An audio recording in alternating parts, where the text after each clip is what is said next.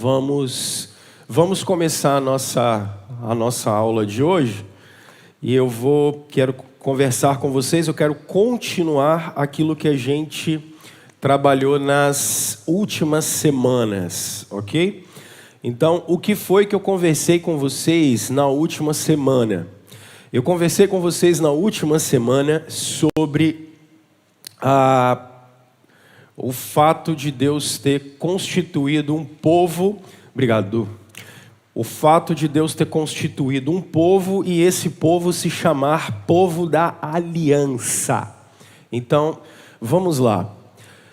E mais uma vez, pessoal, essa é a parte mais importante da doutrina reformada. Não tem nada que seja tão importante doutrinariamente do que essa questão do pacto e da aliança. Obrigado, Elias. Não tem nada que seja tão importante. Explico por quê. Por exemplo, deixa eu escrever aqui essa palavra. É a palavra aliança. Como é que você conhece alguma coisa? É porque a gente não para pensar muito nisso. Como é que você sabe que alguma coisa é verdade? Nós que somos cristãos, nós só sabemos que nós estamos aqui nesse momento, que esse momento é verdade, que nós existimos, que nós acordamos pela manhã. Nós só sabemos disso porque Deus existe. Prestem atenção. Caso contrário, se Deus não existisse, a gente vai ter que chegar à conclusão de que nós somos fruto de processos naturais aleatórios. Explodiu um monte de coisa lá, que formou um monte de coisa que a gente não sabe o que é, e nós chegamos aqui agora. O John Frame, ele diz o seguinte, num livro dele chamado A Doutrina do Conhecimento de Deus: todo conhecimento dos seres humanos, ele é um conhecimento em aliança. Os homens só podem conhecer qualquer coisa porque Deus resolveu mostrar. Senão vocês não iam saber nem quem vocês são. A gente ia ficar perdido no universo. A gente não ia saber de onde eu vim. O que eu estou fazendo aqui? Para onde eu vou? O que eu vou fazer? Depois da morte, o que vai acontecer comigo? Eu não sei. Percebem? Esse termo para a doutrina reformada, ele é muito caro. Porque Deus resolveu se mostrar. Deus resolveu dar-se a conhecer. Aliança. Só existe. Então, por exemplo, amanhã de manhã vou mandar meus filhos para a escola. Eles vão estudar geografia. Por que eles vão conhecer geografia? Porque é aliança. Porque Deus está aliançado com a raça humana. Mas amanhã eu vou no supermercado, eu vou comprar não sei o quê, eu vou comprar arroz. Mas como é que ele chegou na prateleira? Porque Deus é um Deus que está aliançado com a raça humana e Ele nos permitiu manipular a criação dele. Então, por isso, a gente consegue ter processo, a gente trabalha, a gente produz, a gente desenvolveu dinheiro, a gente desenvolveu banco, nós desenvolvemos isso tudo. Mas por quê, Rômulo? Por causa da aliança. Então, essa doutrina da aliança para nós reformados é o que há de mais importante, porque ela é a base de tudo. Ela é a base de tudo. Não tem nada sem aliança com a gente. Inclusive na formação do povo de Deus. Por quê? Porque na formação do povo de Deus, o primeiro a ser adotado é o Abraão. Lembrem disso? O primeiro a ser adotado. Por quê? Gênesis 12. Sai da tua terra, sai da tua parentela e vá para a terra onde eu te mostrarei. Abençoarei os que te abençoarem, amaldiçoarei os que te amaldiçoarem. Em ti serão benditas todas as nações da terra. Ou seja, seu pai não é mais Terá, você não vai mais governar o clã do seu pai. Eu estou te chamando de meu filho, e de você a minha descendência vai sair. É isso, gente. E aí, a partir daí, Abraão vai ser chamado de o pai da fé. Abre a sua Bíblia, por favor, em Gênesis capítulo 15. Paulo vai repetir esse mesmo argumento em Romanos 4 e Gálatas. Ele vai repetir esse mesmo argumentão, que é a base daquilo que a gente chama de justificação. Gênesis capítulo 15. Deus falou com um velho e falou com uma mulher que não pode ter filho, que eles vão ser o povo de Deus. Por quê? Ele podia ter pegado na época os egípcios e falado bem assim, agora vocês são o meu povo. Ele poderia ter pegado a Babilônia e falado assim, agora vocês vão ser o meu povo. Poderia. Mas Deus escolhe o Abraão para fazer das coisas que não são as que são. Então ele pega um velho e uma estéril, e deles ele forma um novo povo. Aí o Abraão fala assim, mas como é que eu vou dar filho? Aí Deus diz, fica tranquilo, eu vou te dar filho. Aí olha o verso 6. Abraão creu no Senhor, e isso lhe foi creditado como justiça. Abraão é o primeiro justificado pela fé da história. Quando Paulo em Romanos capítulo 5 diz, justificados, pois, mediante a fé, tendes paz com Deus, o primeiro que viveu isso foi o Abraão. Quando em Gálatas 3:26, o Paulo fala que Abraão creu, e ele foi justificado pela fé. Aqui a gente tira uma coisa que é muito interessante, que muitos que estão entrando na igreja me perguntam, como as pessoas eram salvas no Antigo Testamento? Aí via de regra o pessoal fala assim, não, eles faziam sacrifícios.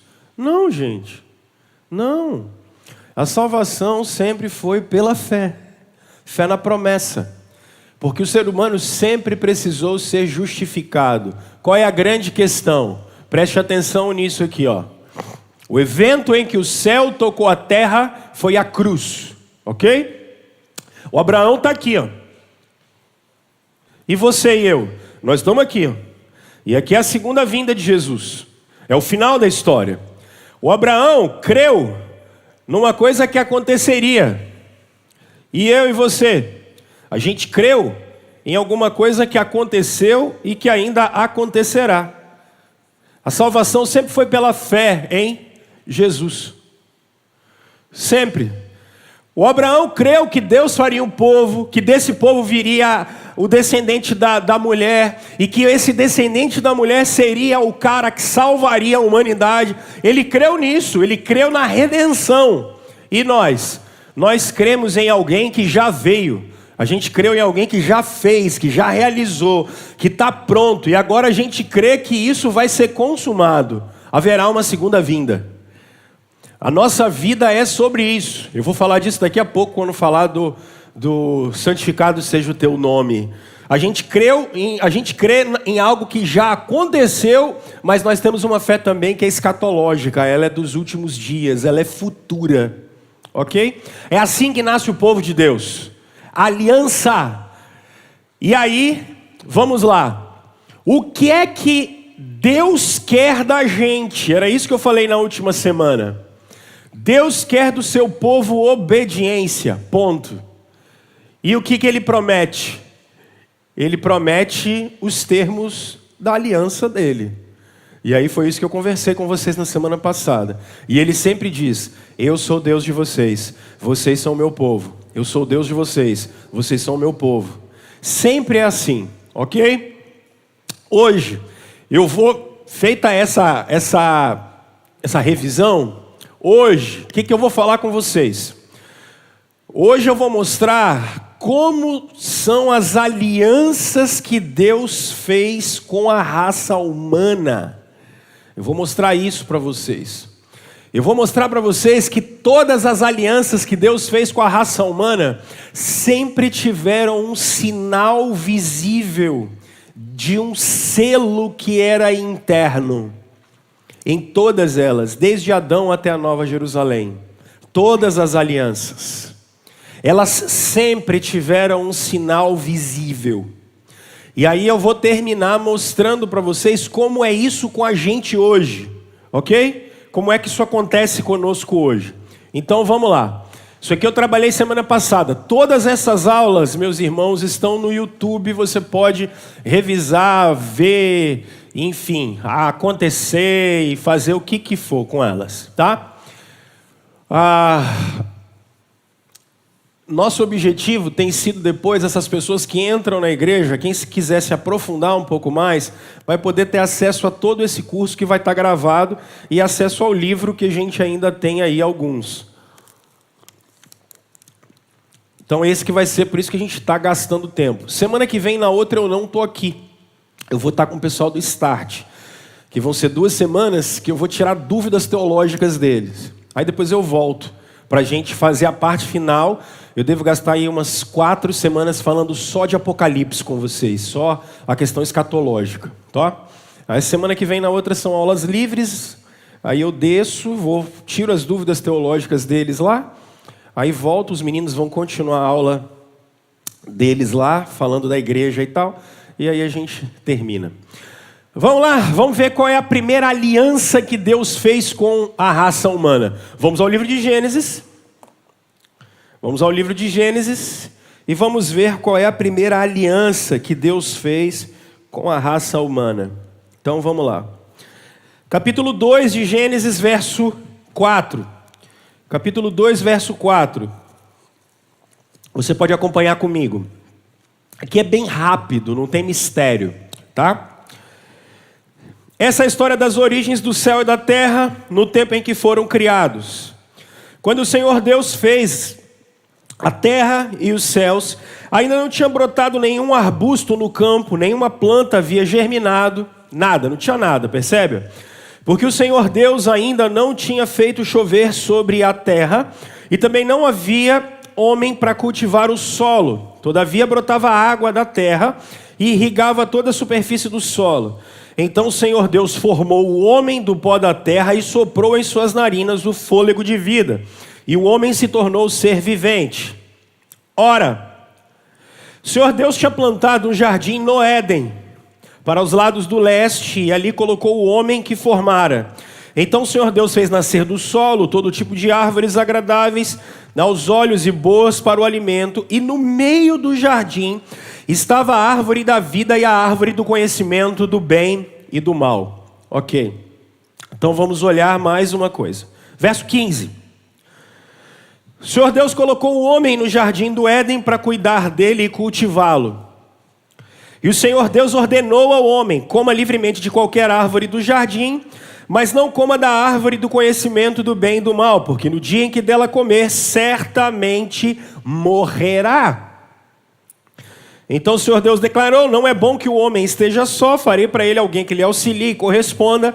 Depois que formou da terra todos os animais do campo e todas as aves do céu, o Senhor Deus trouxe ao homem para ver como esse lhe chamaria.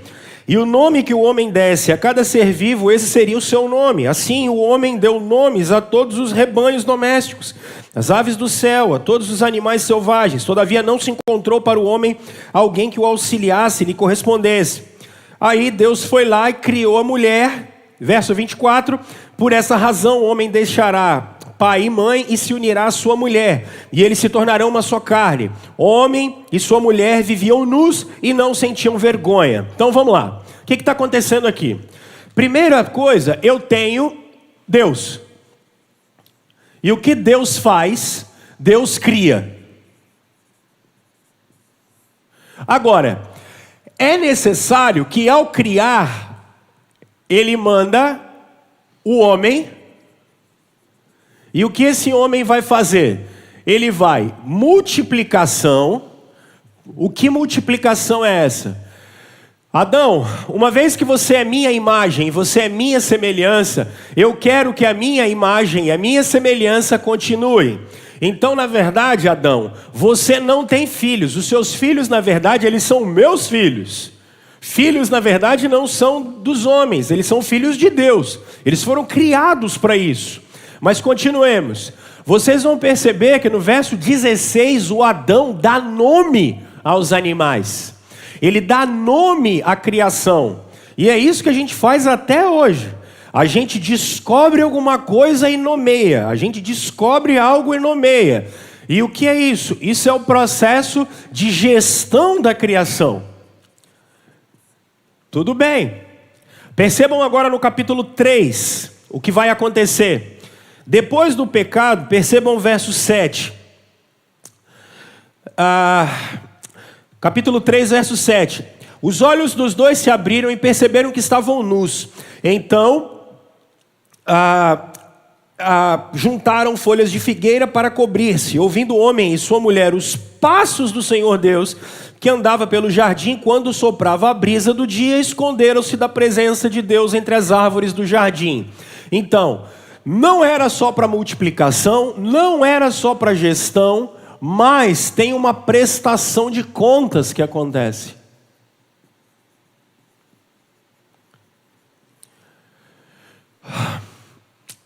O Dr. Van Groningen, ele chama isso aqui do seguinte, mandato social, mandato cultural e mandato espiritual. O que é isso? O homem, quando é nascido e criado, o homem tem 3 tipos de relacionamento: social, que é com o outro; espiritual, que é com Deus; e cultural, que é com a criação. Por isso que vocês trabalham, por isso que a gente tem família, e é por isso que a gente cultua. Basicamente são as nossas relações. As nossas relações são com Deus, com o outro e com a criação. Basicamente é isso. Agora, no meio do jardim, você tem 2 árvores. Ok? Você tem 2 árvores no meio do jardim. Você tem uma árvore que é chamada de árvore da vida. E você tem uma árvore também que é a árvore do conhecimento do bem e do mal.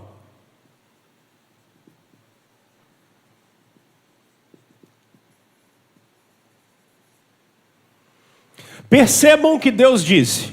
O que eu quero de vocês? Eu vou vir, porque eu quero a prestação de contas. Do quê? Da administração da criação e do desenvolvimento familiar de vocês, do desenvolvimento sociológico de vocês, do desenvolvimento social de vocês. Então, vivam no jardim, comam do jardim, aproveitem o jardim, desenvolvam o jardim, fiquem nele. Agora olha só. Quando vocês passarem lá no meio do jardim, vocês vão perceber uma árvore da vida e vocês vão perceber uma árvore do conhecimento do bem e do mal. Vocês podem aproveitar tudo. Isso aqui vocês não podem mexer. Nisso aqui não. Por quê? Porque se por acaso vocês mexem nessa árvore, vocês têm morte. Se vocês não mexem nessa árvore, vocês têm vida. Tudo bem, Adão? Joia. Esse é o pacto. Está armado. Por quê? Porque eu tenho o contratante, mas eu tenho o contratado. Eu tenho os termos da aliança. Eu tenho os termos do pacto. Eu quero de você isso aqui. Se você fizer isso aqui, você tem vida. Se por acaso você fizer isso aqui, você tem morte. Você e a sua descendência. Você e a sua casa. O pacto está armado. Como é que eu lembro que eu sou casado todos os dias? Só eu olhar para minha mão esquerda. Está aqui. Eu tenho um sinal visível. Está no meu dedo esquerdo. Adão está andando pelo jardim. Passou no meio do jardim. Ele olhou a árvore da vida, a árvore do bem e do mal. Quando ele olha, aquilo é um sinal visível da aliança. Não posso mexer nessa. E essa aqui, que é a árvore da vida, me foi prometida. Perceba, capítulo 3, verso 24. Olha lá. Desculpa, verso 22. Capítulo 3, 22. Agora o homem se tornou como um de nós, conhecedor do bem e do mal. Não se deve, pois, permitir que ele tome também o fruto da árvore da vida e coma e viva eternamente. Adão pode olhar a árvore da vida, só não pode comer dela ainda. Ele tem um sinal visível da aliança. Adão está andando no jardim. Adão viu a árvore da vida. Se eu obedeço, se eu ando, tenho vida. Se eu não obedeço, eu tenho morte. Pronto. Deus sempre vai trabalhar assim. Agora eu vou olhar os outros pactos com vocês, e o que é que vocês vão perceber? É a mesma coisa. É a mesma coisa. Qual é a ideia? Ele tem os termos da aliança. Ele manda que o povo sempre obedeça, e ele diz: se vocês obedecem, vocês têm vida. Se vocês desobedecem, vocês têm morte. Sempre assim. E ele sempre deixa um sinal visível da aliança dele. Sempre, sempre, sempre, sempre. Aqui, qual foi o caminho que Adão trilhou?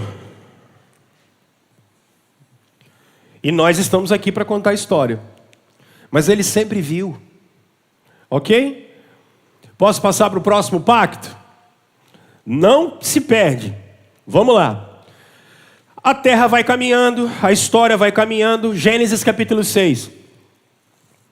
Percebam. Isso aqui é mamão com açúcar.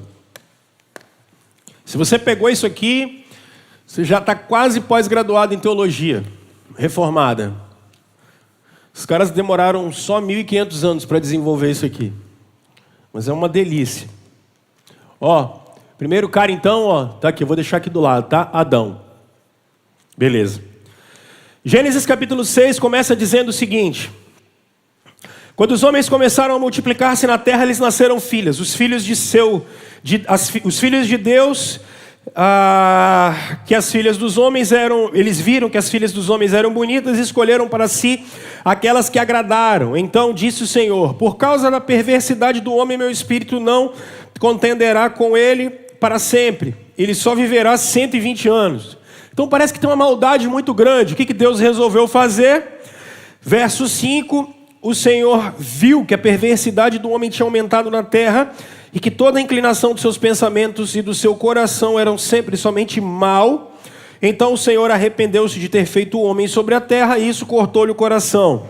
Verso 7, farei desaparecer da terra o homem que criei, os homens e também os grandes animais e tal.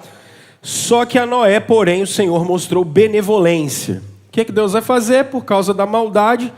A mesma coisa que ele vai fazer no final dessa presente era. Ele vai mandar um outro dilúvio. Mas o que eu quero dizer com dilúvio? Não vai acabar com água. Vai acabar com a segunda vinda de Jesus. Nós estamos vivendo os tempos de Noé. Não tenham dúvida disso. Deus vai acabar com essa papagaiada toda a determinado momento. O dia que a maldade dos homens chegar a tal ponto que Deus não suportar mais, ele acaba com isso, que é o que ele vai fazer. Não se preocupem. Sejamos Noés da nossa geração. Então Deus vai mandar um dilúvio. Beleza? Aí ele vai mandar um dilúvio. O Noé vai sobreviver ao dilúvio. Noé, Sem, Cã, Jafé e os seus filhos. Ok? Noé tem aquela história. Beleza? Noé tem aquela história de sair da arca e tal. Noé saiu da arca. Capítulo 9. Vamos ao capítulo 9. Noé saiu da arca. Então Noé saiu da arca. E o que é que vai acontecer agora com Noé? Verso 9 do capítulo 9. Percebam isso. vou estabelecer a minha aliança com vocês e com os seus futuros descendentes. O que Deus vai fazer com Noé? Deus vai estabelecer uma aliança com ele. Com esse cara aqui era com os descendentes dele também. E com esse aqui? Também. Vamos lá. Mas essa aliança também é com todo ser vivo, tá vendo? Que está com vocês. As aves, os rebanhos domésticos, os animais selvagens, todos os que saíram da arca com você, todos os seres vivos da terra. Estabeleço uma aliança com vocês. Nunca mais será ceifada nenhuma forma de vida pelas águas de um dilúvio. Nunca mais haverá dilúvio para destruir a terra. E Deus prosseguiu. Olha o nome agora. Esse é o sinal. Esse é o sinal da aliança que estou fazendo entre mim e você, com todos os seres vivos que estão com vocês, para todas as gerações futuras. Ele vai deixar um sinal visível. Qual é o sinal? O arco. Esse é um sinal visível.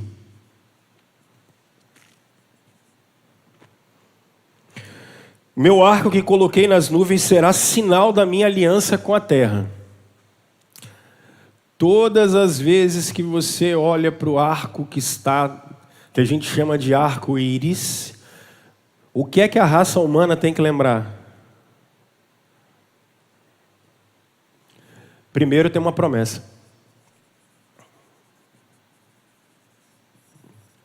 A promessa é para ele e para toda a criação, assim como para os descendentes dele. Fiquem tranquilos. Vai chover, mas não vai acabar tudo não. Inunda uns trem de vez em quando, obrigado. Inunda uns trem de vez em quando, mas fica tranquilo. Acabar não vai não. Agora, o que é que eu quero de você? Eu acho isso que é legal. Vamos lá. O que eu quero de você? Vamos lá. Verso 14. Quando eu trouxer nuvens sobre a terra e nela aparecer o arco-íris, então me lembrarei da minha aliança com você e com os seres vivos de todas as espécies. Nunca mais as águas se tornarão dilúvio para destruir toda forma de vida. Toda vez que o arco-íris estiver nas nuvens, olharei para ele, me lembrarei da aliança eterna entre Deus e todos os seres vivos e todas as espécies que vivem na terra. Concluindo, disse a Noé: este é o sinal da aliança que estabeleci entre mim e toda a forma de vida. Ok? Agora, o que é que Deus fez e o que é que Deus pediu para o Noé fazer? Olha o verso 1 do capítulo 9. Deus abençoou Noé e seus filhos, dizendo-lhes: sejam férteis e multipliquem-se. Então, primeira ordem de Deus: multiplicação.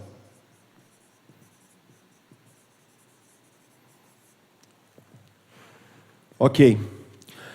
Verso 2: todos os animais da terra tremerão de medo diante de vocês.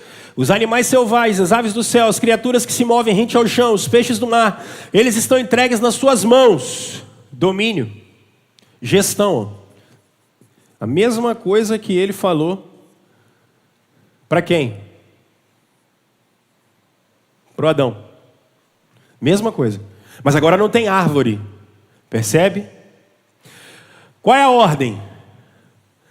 Crescimento da sociedade, gestão dos recursos naturais. Administra a criação, mexe nesse negócio, domina esse trem, faz o que eu quero, avança com isso. E o que mais que você faz?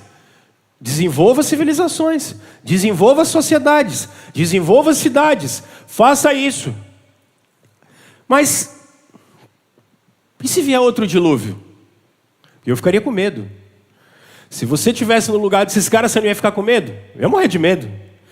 Eles morreram tanto de medo que o que aconteceu no capítulo 11, em Babel? Eles construíram uma torre.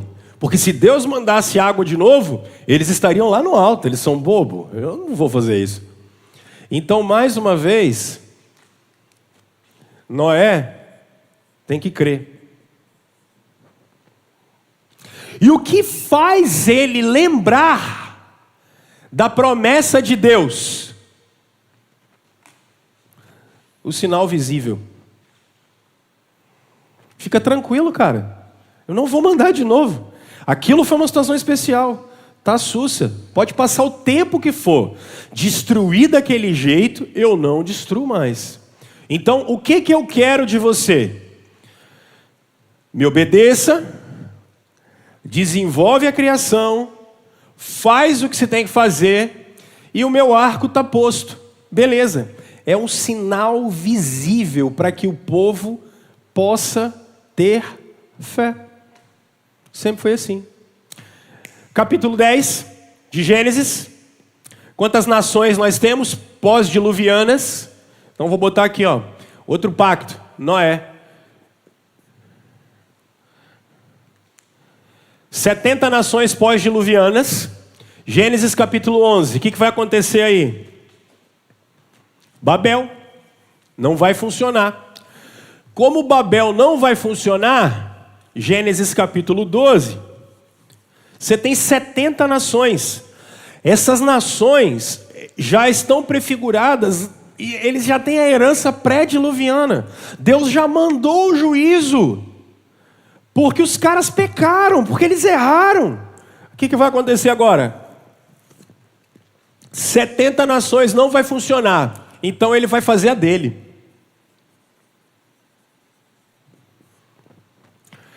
Ele vai escolher um cara velho, com 75 anos já, que tem uma mulher com 65 e que é estéril. Você fala assim, é doideira esse negócio. E vai formar um povo ainda. Vai ser maluquice. Não é possível. Como? Deus vai pegar um velho e uma velha que nunca pôde ter filho e vai dar filho? Vai. Ele vai fazer o quê? Vai formar o povo dele. Agora vamos lá. Capítulo 15. Percebam isso.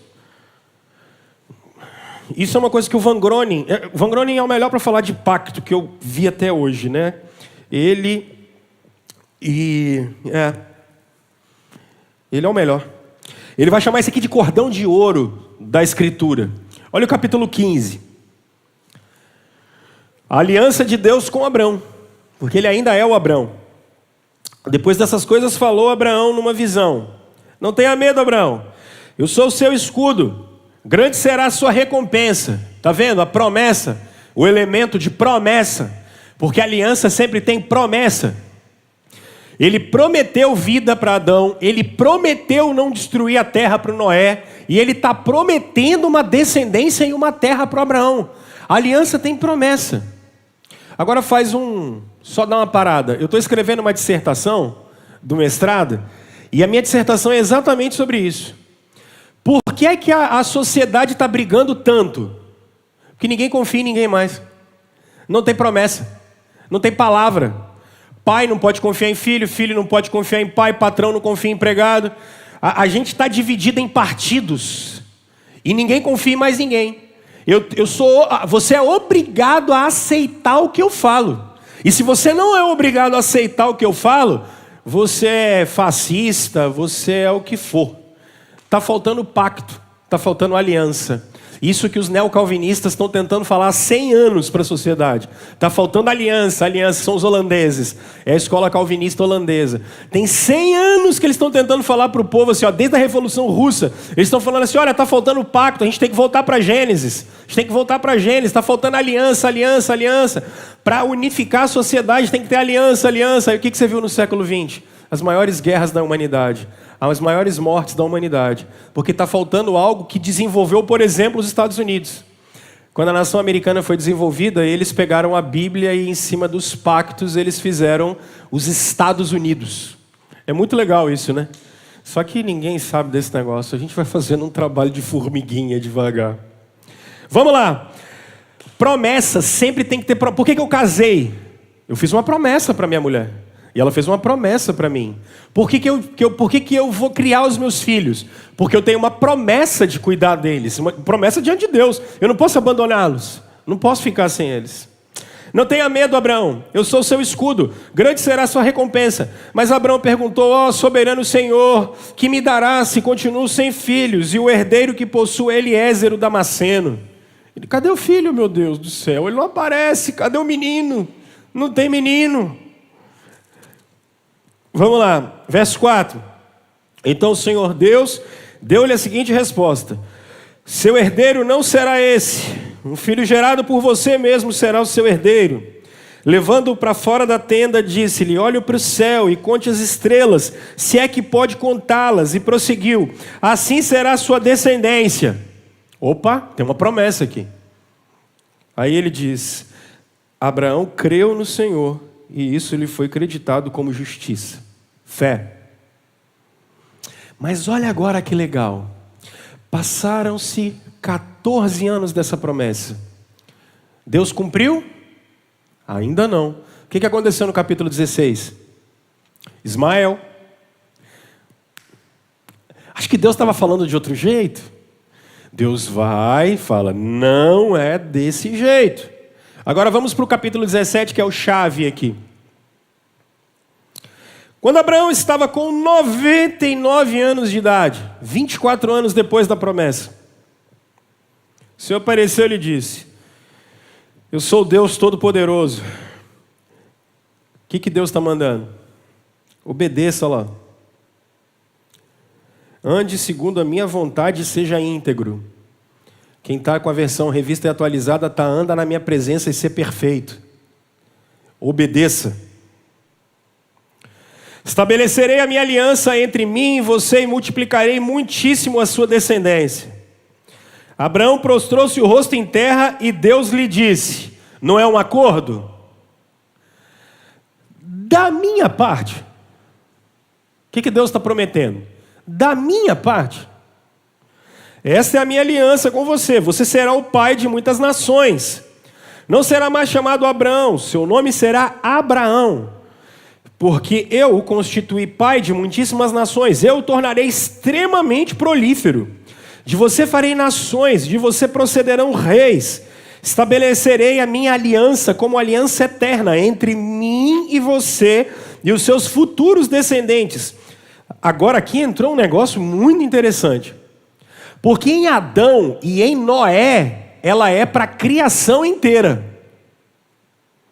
Agora aqui com Abraão já não é mais. Para ser o seu Deus e o Deus dos seus descendentes. Eu sou o Deus de vocês e vocês são o meu povo. Ok? Percebam como a coisa vai melhorando.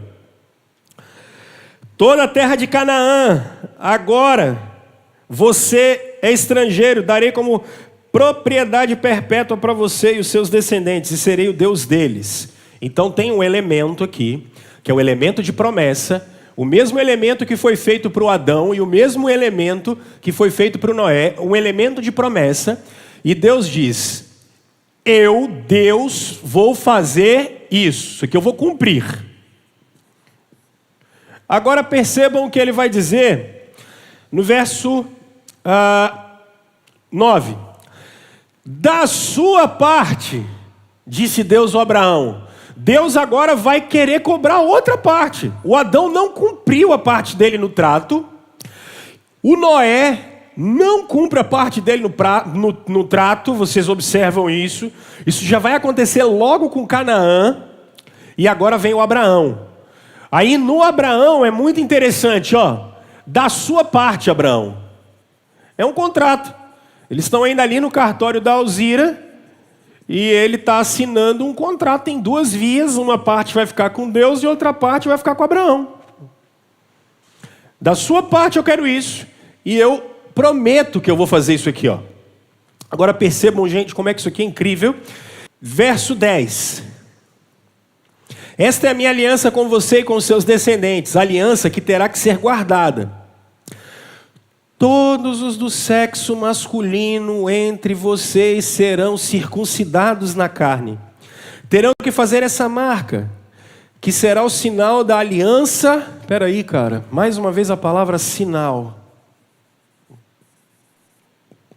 O sinal da aliança é a circuncisão. Porque a promessa de ser o Deus deles é para o Abraão e para a descendência dele. Por isso a circuncisão é feita no órgão sexual masculino.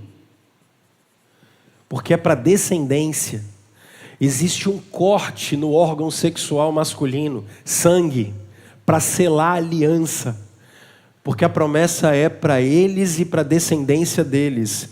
Observem, verso 12. Da sua geração em diante, todo menino de 8 dias de idade entre você terá que ser circuncidado, tanto os nascidos em sua casa, quanto os que forem comprados estrangeiros, e que não forem descendentes de vocês. Sejam nascidos em sua casa, sejam comprados, terão que ser circuncidados. Minha aliança marcada no corpo de vocês será uma aliança perpétua. Qualquer do sexo masculino que for incircunciso, que não tiver sido circuncidado, será eliminado do meio do seu povo. Quebrou a minha aliança. As pessoas às vezes me perguntam: pastor, Deus foi lá, chamou Moisés, e quando Moisés estava voltando para libertar o povo do Egito, Deus quis matar o Moisés. Aí o que a Zípora fez? Vocês lembram de Êxodo? Zípora foi, pegou os filhos do Moisés e cortou o órgão sexual masculino dele. Porque ele estava indo contra a promessa. Ele estava indo contra o pacto. Ele não estava cumprindo a parte dele do pacto. Aí a Zípora fala para Moisés assim: você é um marido de sangue. Você tem uma aliança com Deus. E ele hoje veio atrás da gente. Ó, se liga. Anda direito na frente desse Deus, que o negócio não é fácil, não. Percebe, gente? Então, quais são os elementos que nós temos? Promessa. O contratante faz a parte dele. O contratado faz a parte dele. E sempre que nasce uma criança, a gente olha para a circuncisão e a gente se lembra. Do quê? Do pacto.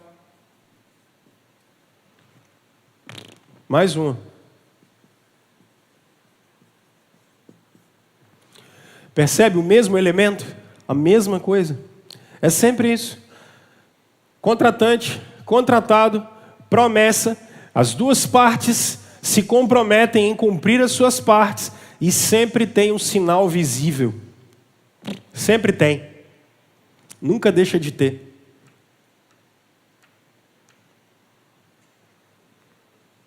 Eu não vou gastar mais tempo, porque aqui faltam 2 caras e eu não vou ter tempo para isso.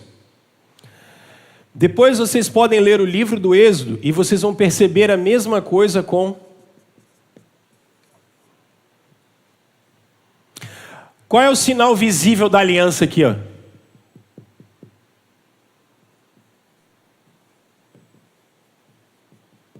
Sinai. E lá vai ter o quê? As 2 tábuas.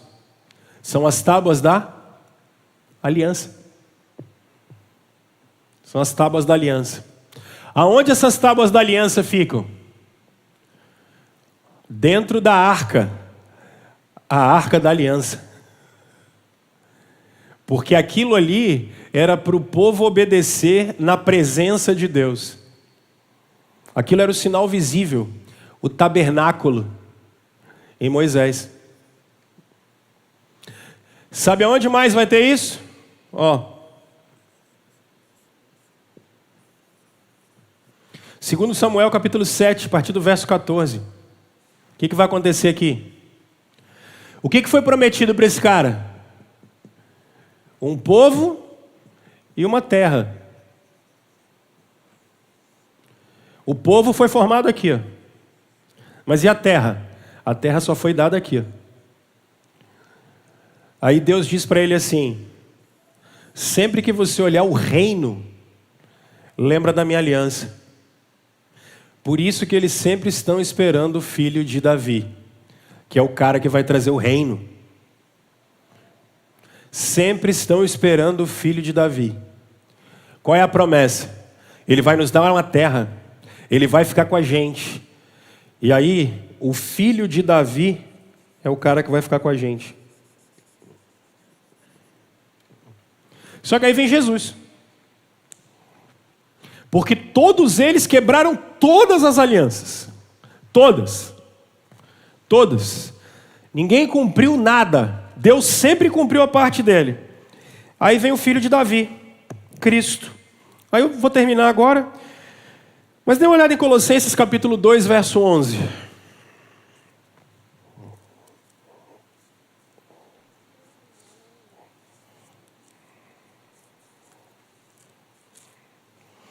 Isso aqui é o exercício do Novo Testamento todinho, tá? Eles estão ensinando a vida na aliança. A vida na aliança. Olha Colossenses 2. Vamos a partir do 9. Pois em Cristo habita corporalmente toda a plenitude da divindade. E por estarem nele, que é o cabeça de todo poder e autoridade, vocês receberam a plenitude. Nele também, vocês também nele foram circuncidados. Vocês receberam o sinal da aliança em Jesus. Mas os colossenses não são judeus. Como é que eles foram circuncidados? Vocês foram circuncidados não com uma circuncisão feita por mãos humanas, mas com a circuncisão feita por Cristo, que é o despojar do corpo da carne. Isso aconteceu quando vocês foram sepultados com Ele aonde? No batismo. E com Ele foram ressuscitados mediante a fé no poder de Deus que o ressuscitou dentre os mortos. Qual é a circuncisão do Novo Testamento? O batismo. O que é o batismo? Romanos 4, que é o que eu sempre uso para vocês aqui.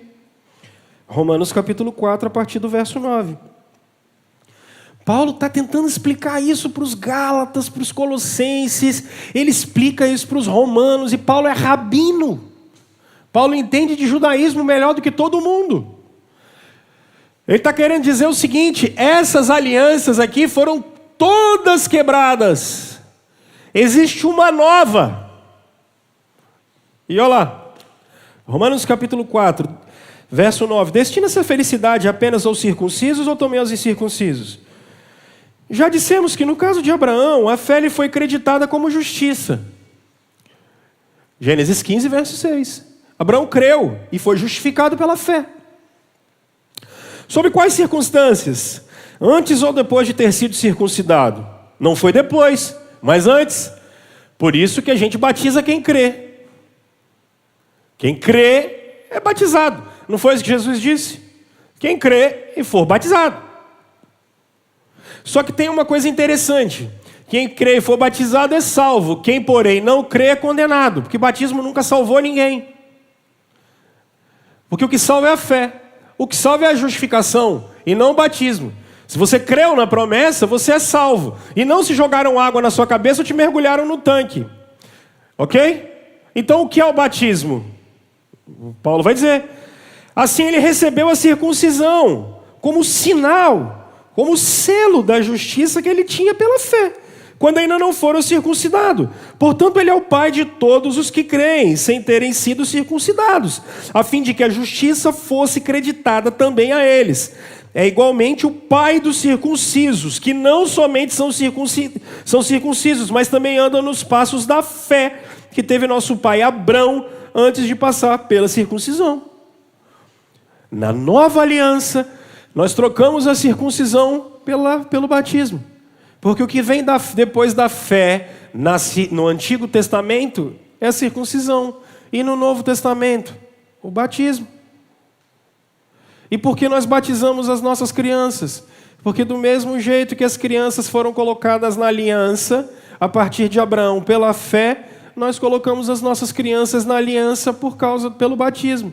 Nós damos a ela um sinal visível da aliança, um sinal visível do pacto.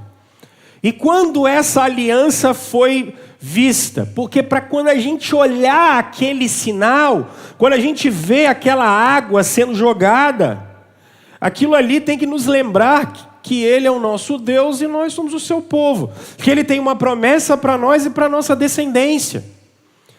E quando isso é visto, quando Jesus muda a Páscoa para a Santa Ceia, Ele diz: esse é o cálice, não dessa aliança, não dessa aliança, não dessa, não dessa e não dessa.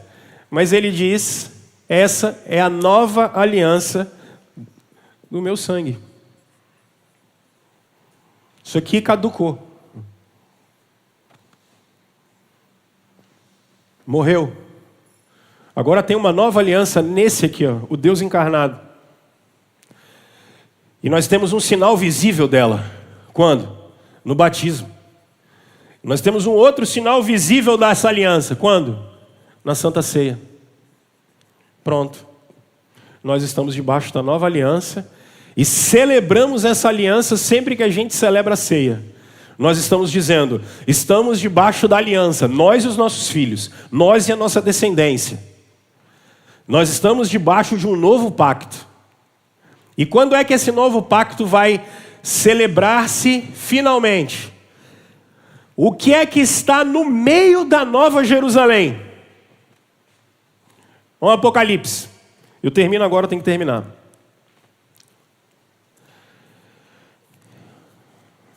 Se quiser literatura depois, só falar comigo que eu dou para vocês poderem ler sobre isso. Isso aqui é o centro, gente. Isso aqui é a coisa mais maravilhosa da Bíblia.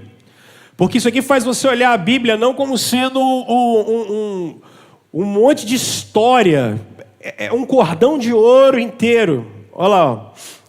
Capítulo 22 do Apocalipse. Então o anjo me mostrou o rio da água da vida, que claro como cristal fluía do trono de Deus e do Cordeiro, no meio da rua principal da cidade. De cada lado do rio estava, o que estava lá no meio da Nova Jerusalém? A árvore da vida. Por quê? Olha para cá. Esse Adão aqui, ó, falhou miseravelmente. Ele via a árvore da vida e não levou ela em consideração. Mas esse segundo Adão aqui, ele trouxe a árvore da vida para a gente de novo. Para você poder comer dela. E isso aqui é a maior prova da vida eterna. Na eternidade nós olharemos para Jesus, olharemos para a árvore da vida, e qual é a promessa? Não haverá mais morte, gente. O efeito do pecado acabou. Vocês serão aquilo que vocês foram criados para ser. A maldição foi suspensa. Acabou. Não tem mais maldição. Não existe mais nada sobre vocês. Percebe? O pacto é o mesmo. O pacto é o mesmo. Deus promete para que a gente cumpra e Ele sempre deixou um sinal visível. Então é por isso que a gente celebra a ceia e é por isso que a gente batiza criança. E a gente batiza adulto. E a gente batiza quem crê. É por isso que a gente só dá ceia para quem crê. Quem não crê, agora você entende que Paulo vai dizer assim: quem não discerne do corpo está comendo juízo. Isso não quer dizer que você está em pecado. Nossa, meu Deus do céu, eu não posso participar da ceia. Para com isso. A ceia é para quem é pecador mesmo. Isso é um legalismo barato que os caras faziam por causa da teologia ruim. Não é isso não. O cara se arrependeu. Aquele momento da Santa Ceia é para ele se arrepender mesmo. E é para ele ver que ele não pode participar. E aí para onde ele vai? Ele vai para o arrependimento. Agora quem não é crente não pode participar. Porque o cara só está enchendo a barriga. Vai que é domingo à noite e está com fome.